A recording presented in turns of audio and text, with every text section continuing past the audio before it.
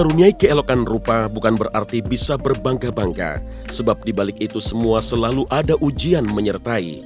Seperti Angel Lelga, putri ketiga dari 5 bersaudara pasangan Michael Jonathan dan Juniarti ini yang dikaruniai cantik ragawi namun tak pernah sepi dari derita. Pergulatan Angel Lelga mengalahkan nestapa bagai memahat kisah tentang keelokan angsa putih yang merenangi danau hitam dunia. Sebab hanya di awal usia ia merasakan sepercik bahagia. Kalau papa saya termasuk yang dibilang sukses pada zaman saya masih kecil ya. Karena kita di satu kampung itu kita boleh katakan yang sangat sukses sekali. Karena pada saat saya masih kecil itu yang orang yang punya parabola pasang kayak internet zaman sekarang itu jarang sekali. Dan saya salah satunya yang menikmati itu gitu. Dia punya kepribadian yang sangat kuat gitu loh. Tidak mudah terpengaruhi, pendiriannya sangat kuat.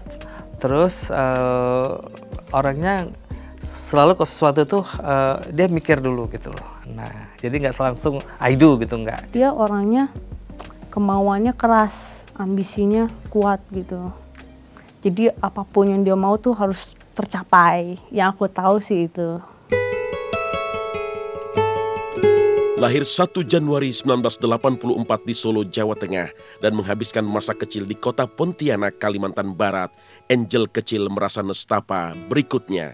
Saat ia dipandang beda dan dicibir ocehan menyakitkan dari rekan-rekan sebayanya. Saya ini kan dulu di keluarga paling putih sendiri.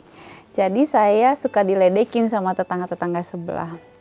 Apalagi waktu di Jawa ya, itu diteriakin Cibet Loreng, itu saya suka nangis. Saya bilang, kenapa panggil saya Cibet Loreng? Katanya Cina, Belanda, Loreng. Gitu. Itu saya suka, kenapa gitu? Karena pada saat saya sekolah, memang rambut saya kan nggak terlalu hitam sekali ya, gitu. Ada sedikit coklat kayak kejemur matahari gitu. Jadi saya suka diledekin Belanda Loreng seperti itu. Jadi saya sempat yang pokoknya setiap kali masuk kelas tuh saya bawanya tuh pasti sedih dan saya rasanya kayak orang asing yang teman-teman kok ngeledeknya kayak gitu sih, saya nggak seneng deh. Akhirnya saya punya kelompok-kelompok temen yang saya pisah-pisah gitu.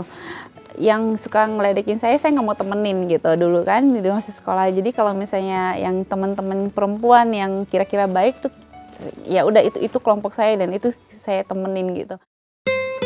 Angel tak mau lagi jadi bulan-bulanan. Ia menjadikan putih dan cantiknya sebagai senjata. Maka melenggak-lenggoklah si angsa menarik perhatian. Kalau saya dulu sekolah, saya sudah pengen menjadi orang yang prioritas gitu.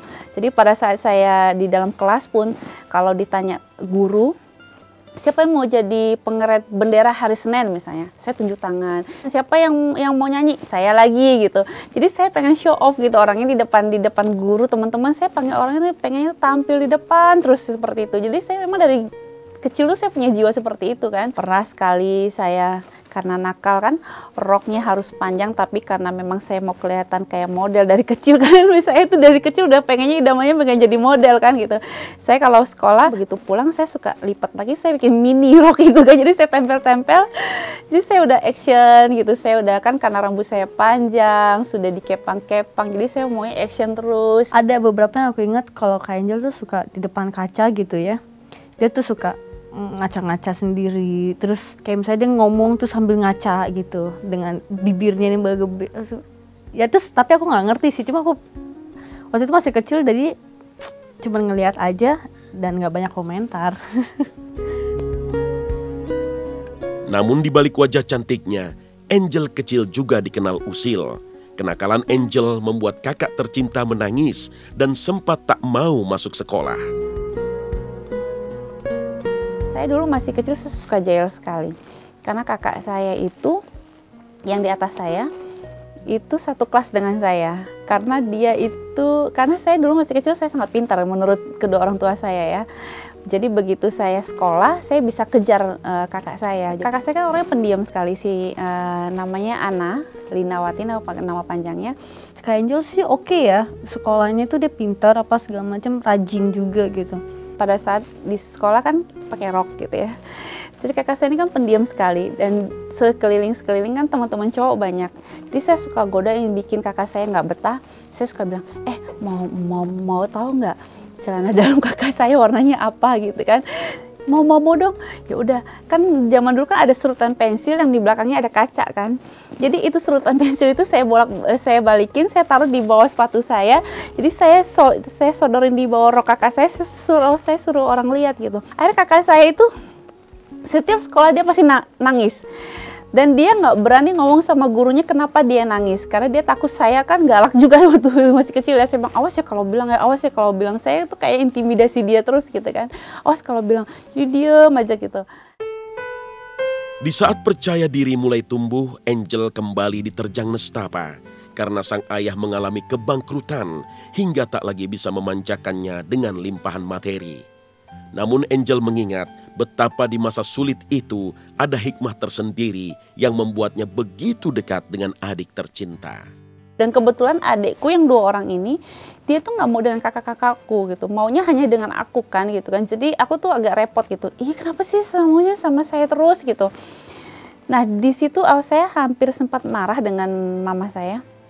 Kenapa punya bayi lagi sih gitu, kenapa punya adik lagi sih kalau kok saya harus ngejagain gitu kan. Nah sementara memang 2 ini adikku ini sangat lengket dengan saya gitu. Tapi adik-adik kan lucu sekali 2 orang ini kan gitu. Ya udah saya nikmati lagi, saya nganter dia les, terus dandanin dia. Nanti saya pagi-pagi juga harus ngurusin adik-adikku juga gitu. Tapi akhirnya saya sadari itu yang membuat saya disayang oleh adik saya pada saat sekarang, satu. Yang kedua, kedekatan saya dengan adik saya juga sangat dekat. Aku tuh selalu maunya sama dia.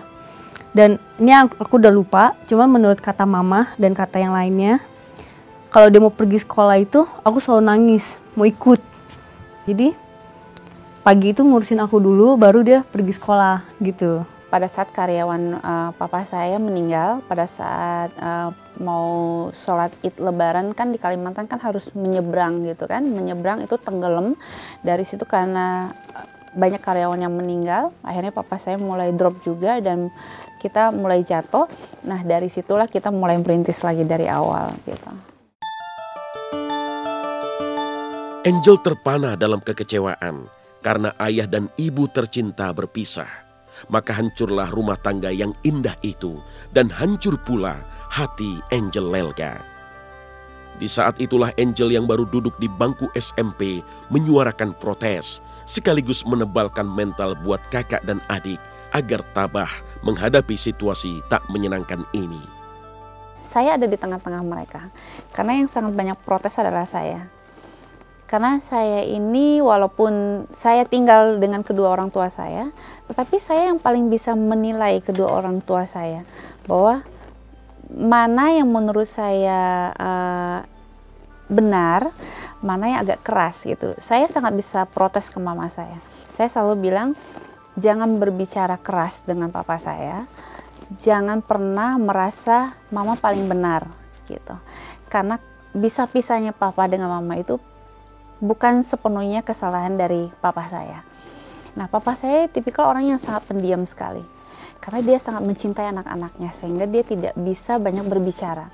Tetapi saya akhirnya yang mewakili papa saya. Oh ya sudah, kalau misalnya papa saya ketemu dengan mama saya, kalau memang keduanya harus terus ribut terus, ya nggak apa-apa pisah. Gitu kan. Pisah tuh juga itu kedua orang tua saya gitu. Jadi saya selalu kasih tahu dengan kakak saya dan adik-adik saya, kenapa harus sedih, kenapa harus menyalahkan kedua orang tua, jalanin aja gitu. Kita harus gini, walau di depan mama ya kita perlakukan dia sebaik-baik mungkin, kalau di depan papa kita perlakukan dia sebaik-baik mungkin. Jadi buat saya itu aja sih gitu, sebagai anak ya harus menerima keadaan itu gitu. Tiada ayah, maka ibulah yang bekerja membanting tulang menafkahi anak-anaknya lewat rezeki dari sebuah toko kelontong sederhana yang dimiliki sang bunda. Di saat itulah Angel membuat terkejut seisi keluarga karena memutuskan turun ke jalan berjualan susu kacang kedelai.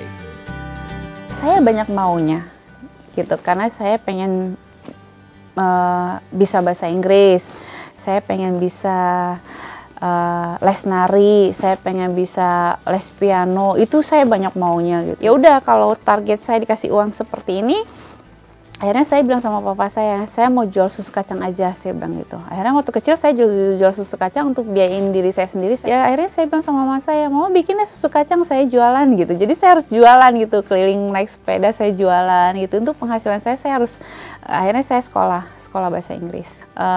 Sekolah nari, sekolah apa gitu, les model gitu. Saya banyak keinginan yang pengen saya capai gitu, yang buat saya tuh saya harus mempunyai sesuatu pada saat saya besar gitu, yaitu mungkin dalam hal karir apapun gitu. Jadi kalau saya menginginkan sesuatu, pasti saya tuh harus tercapai. Itulah keinginan saya gitu. Sebenarnya saya tidak mau sekolah pengembangan pribadi, maunya adalah modelingnya aja. Tetapi karena salah daftar, saya dimasukin di sekolah pengembangan pribadi.